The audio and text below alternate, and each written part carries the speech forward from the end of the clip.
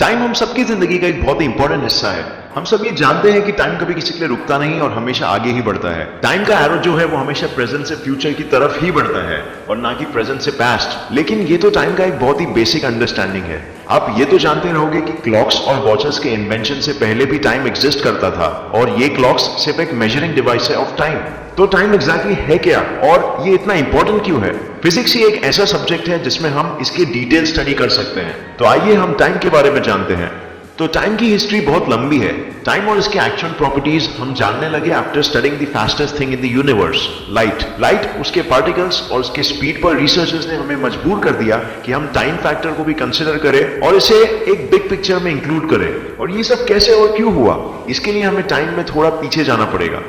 तो in the middle of 19th century James Clerk Maxwell की वजह से लोगों को यह पता चल गया था कि लाइट एक इलेक्ट्रोमैग्नेटिक वेव है जो ट्रैवल करती है at a constant speed in a vacuum, जैसे कि स्पेस फॉर एवरीवन। और जैसे कि हमने मेरे 4 फंडामेंटल फोर्सेस वाले वीडियो में डिस्कस किया था कि कैसे उन्होंने इक्वेशंस और फॉर्मूले भी बनाए ये फिनोमेनन को एक्यूरेटली डिस्क्राइब करने के लिए। बट उनके ये डिस्कवरीज ने फिजिक्स में थोड़े क्वेश्चंस खड़े कर दिए जिसे एक पैटेंट क्लर्क सॉल्व करेगा। हम सब जानते हैं अल्बर्ट आइंस्टाइन। तो अल्बर्ट आइंस्टाइन के लिए क्लासिकल रिलेटिविटी ये बताती थी कि यूनिवर्स में कोई भी चीज एब्सोल्यूट मोशन या एब्सोल्यूट रेस्ट में नहीं है। हर कोई चीज मूव करती है relative to each other. For example imagine कीजिए 2 बच्चे एक ट्रक में कैच खेल रहे हैं। ये ट्रक 50 किलोमीटर पर आवर की स्पीड में चल रही है, बट ये बच्चे इस स्पीड को परसीव नहीं कर सकते। इनके लिए ये अपनी जगह पे स्टिल खड़े हैं। जब वो बॉल थ्रो करते हैं एक दूसरे की तरफ तो बॉल की स्पीड होती है 10 किलोमीटर पर आवर, बट ये स्पीड ये बच्चे जो ट्रक में खेल रहे हैं उनके लिए है। अब अगर एक दूसरा बच्चा उन्हें खेलते हुए देख रहा है तो क्या बॉल की स्पीड उसके लिए भी 10 किलोमीटर पर आवर होगी? नहीं, राइट? उसके लिए बस की स्पीड भी ऐड होगी। तो अगर बॉल बस के मूविंग डायरेक्शन में कैच हो रहा है तो बच्चा जो बाहर खड़ा है उसके परसेप्शन में बॉल की स्पीड होगी 50 kilometre per hour plus 10 kilometre per hour जो 60 किलोमीटर पर आवर होता है। बट क्या वो बच्चा एब्सोल्यूट स्टेट ऑफ रेस्ट में है? नहीं, वो भी मूव हो रहा है क्योंकि अर्थ कॉन्स्टेंटली मूव हो रहा है और यहां तक कि हमारा सन और हमारा एंटायर गैलेक्सी भी मूव हो रहा है कॉन्स्टेंटली। सो यूनिवर्स में कोई भी चीज एक एब्सोल्यूट स्टेट ऑफ रेस्ट में नहीं है। हर चीज मूव हो रही है रिलेटिव टू ईच अदर। ये है क्लासिकल रिलेटिविटी। अब जैसे हमने ये एग्जांपल में देखा था कि बस के मोशन की वजह से थ्रो किए बॉल की स्पीड में बस की स्पीड भी ऐड हो जाती है, बट क्या ये प्रिंसिपल यूनिवर्स में हर किसी चीज में अप्लाई होता है? क्या यूनिवर्स में हर किसी चीज की स्पीड रिलेटिव है एक दूसरे से? क्या ऐसा कुछ नहीं जिसका स्पीड हमेशा कांस्टेंट ही रहेगा इररिस्पेक्टिव ऑफ इट्स सोर्स? इस सब्जेक्ट में जेम्स क्लर्क मैक्सवेल ने एक बहुत ही इंपॉर्टेंट कंट्रीब्यूशन दिया था। हमने मैक्सवेल के बारे में मेरे पिछले वीडियोस में डिस्कस किया है कि कैसे उन्होंने इलेक्ट्रिसिटी और मैग्नेटिज्म को यूनिफाई किया 4 ब्रिलियंट इक्वेशंस में। उन्होंने ये भी बताया कि लाइट और कुछ नहीं बल्कि एक इलेक्ट्रोमैग्नेटिक वेव है travelling through the empty space जिसकी speed no matter what constant ही रहेगी फॉर ऑल ऑब्जर्वर्स, चाहे वो बीम ऑफ लाइट एक 100 किलोमीटर पर आवर की स्पीड में चलने वाले कार से हो या एक स्टेशनरी कार से। तो लाइट एक यूनिवर्सल कांस्टेंट है। बट क्या ये क्लासिकल रिलेटिविटी के स्टैंड पॉइंट से पॉसिबल था? लाइट की स्पीड है 186,000 miles per second, but relativity के हिसाब से नेचुरली ये क्वेश्चन आ जाएगा, रिलेटिव टू व्हाट? तो ये 19th सेंचुरी का एक बहुत बड़ा प्रॉब्लम था। इसका मतलब ये था कि या तो हमें मोशन और उसके लॉस की ठीक से अंडरस्टैंडिंग नहीं है या तो फिर इलेक्ट्रोमैग्नेटिज्म और लाइट की, हमारे फिजिक्स के कोर बेसिक्स की अंडरस्टैंडिंग खतरे में थी। इस चीज के बारे में आइंस्टाइन को पता था और उन्होंने इसे पूरी तरह से एक्सेप्ट किया।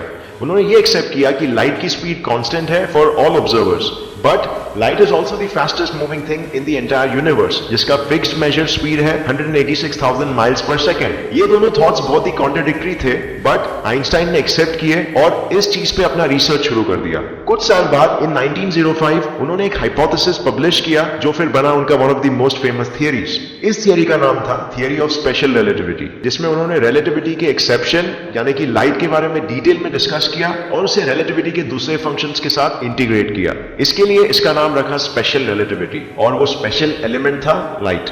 बट इस थियरी में ऐसा क्या था जिसने 19th सेंचुरी के इतने बड़े प्रॉब्लम को सॉल्व कर दिया? वेल, इस थियरी में आइंस्टाइन ने बताया कि in order for the speed of light to be constant at 186,000 miles per second एक एलिमेंट का स्लो डाउन हो जाना जरूरी है और ये एलिमेंट है टाइम।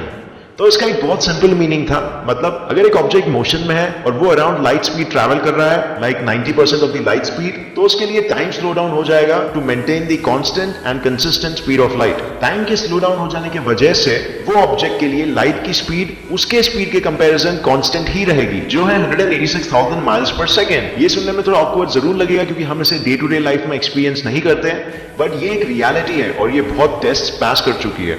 इस फिनोमिनन को आइंस्टाइन ने कहा टाइम डायलेशन। आइंस्टाइन स्पेस और टाइम को एक ही एलिमेंट मानते थे। उनके हिसाब से स्पेस और टाइम अलग नहीं बट जुड़े हुए हैं आपस में।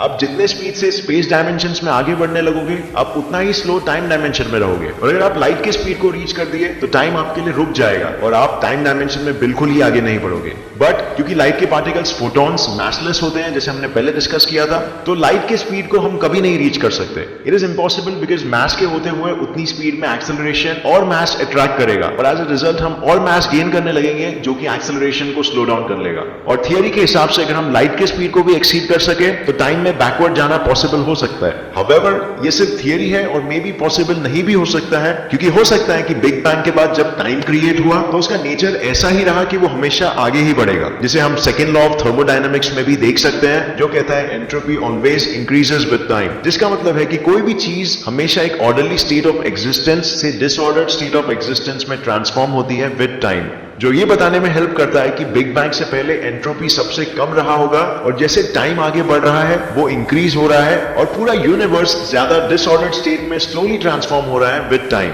तो गाइस, इस वीडियो के लिए बस इतना ही। हमने ये जाना कि टाइम एलिमेंट एक्चुअली में क्या होता है, हमने ये भी जाना कि ये स्पेस से इंटीग्रेटेड है और इस इंटीग्रेशन को आइंस्टाइन ने कहा स्पेस टाइम। हमने ये जाना कि टाइम हर किसी के लिए रिलेटिव होता है। अगर कोई भी चीज लाइट के स्पीड के करीब ट्रैवल कर रही हो तो उसके लिए टाइम स्लो हो जाएगा, जिसे कहते हैं टाइम डायलेशन, और अगर लाइट के स्पीड को रीच कर लिया तो उसके लिए टाइम कंप्लीटली स्टॉप हो जाएगा। और फाइनली हमने ये भी जाना कि टाइम को आगे बढ़ने की प्रॉपर्टी मिली है from the event that led to the creation of the universe, big bang. अब आप लोगों के दिमाग में एक क्वेश्चन जरूर आ रहा होगा कि ये टाइम का स्लो हो जाना अराउंड लाइट स्पीड, इसके पीछे क्या मैकेनिज्म हो सकता है, मतलब ये एग्जैक्टली होता कैसे है, इसके पीछे साइंस क्या है। तो आपका क्वेश्चन बिल्कुल वैलिड है और हम इसी क्वेश्चन को एड्रेस करेंगे नेक्स्ट एपिसोड में, जिसमें हम डिटेल में लाइट और टाइम के रिलेशन के बारे में डिस्कस करेंगे। तो उम्मीद है आप लोगों को ये वीडियो पसंद आया और इससे जरूर कुछ नया सीखने मिला। अगर आप लोगों को ये वीडियो अच्छा लगा तो इसे लाइक देना मत भूलिए, और अगर ऐसे इंफॉर्मेटिव वीडियोस देखने हैं इन फ्यूचर तो इस चैनल को सब्सक्राइब कर लीजिए। ये मुझे बहुत हेल्प करेगा अच्छे वीडियोस आप तक लाने में। तो मैं आपको इसके नेक्स्ट एपिसोड में मिलूंगा और नई जानकारी के साथ। तब तक के लिए हमेशा की तरह देखते रहिए और सीखते रहिए। जय हिंद।